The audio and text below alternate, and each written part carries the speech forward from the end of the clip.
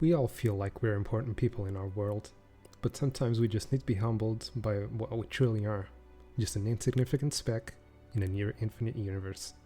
We live, we exist, and we die. How we end up being remembered comes down to the changes that we made in the world while we existed. This is my story, the story of my world, and the changes that I made to it while I existed. This is where the adventure begins. We begin this adventure in a small confining island, surrounded by an endless sea and infinite possibilities.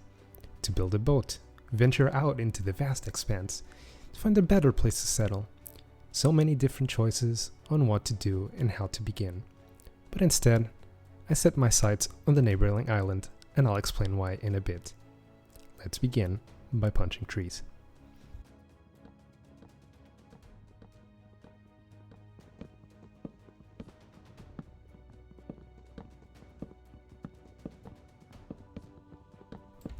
After deforesting this small island and causing irreversible damage to its ecosystem, I start to consider my options and how to tackle the issue.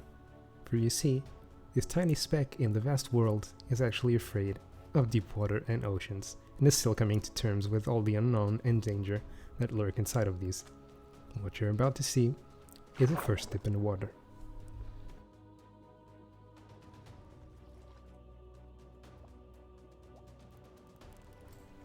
The fear of these waters is just too great, and the unknown noises quickly make me jump out of the water.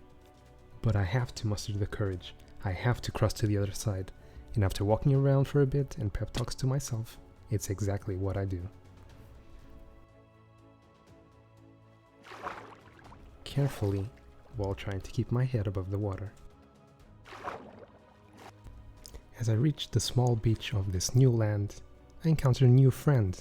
A beast just bathing in the sun, someone I'm going to have to share this island with. After acknowledging each other's existence, I took a small peek into this cave-like system, encountering a geographical anomaly. This island clearly holds some mysteries, ones which I plan to uncover, making this a great place to settle. But first, a little tour around the island. Seeing all of these turtles, I realized that I'm not sharing the island with them, they're sharing the island with me. So I decide to aptly name this Turtle Island and begin leaving my mark in the world.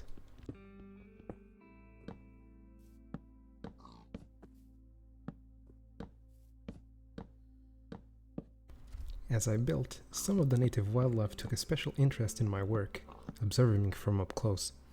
I began to wonder if even the animals weren't taking a liking to me making their island my new home. I would later find out just how wrong I was.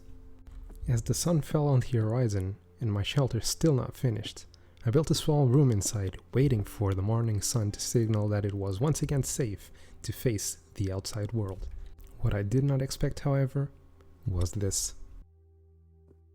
My new friend deciding to check up on me, although I was too wrapped in my own thoughts to pay any attention to it at the time. Hearing a call from outside, I decided to check, but seeing as the sun had not risen, I told this creature through a series of gestures that it was not safe for me to join it, and retreated back into my corner.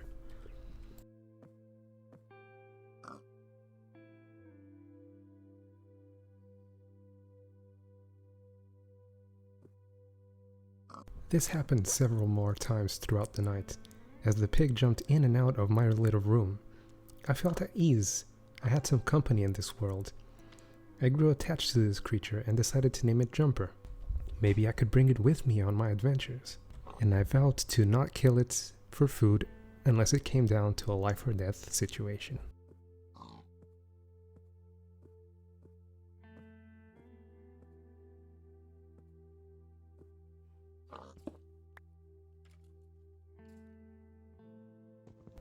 As Jumper told me of the approaching sun, I decided it was time to break out of my shell and take on the world.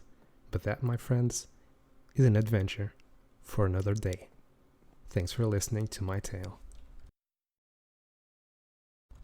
This is my first time trying out something like this, so I'd appreciate some feedback if it's something anyone would enjoy seeing.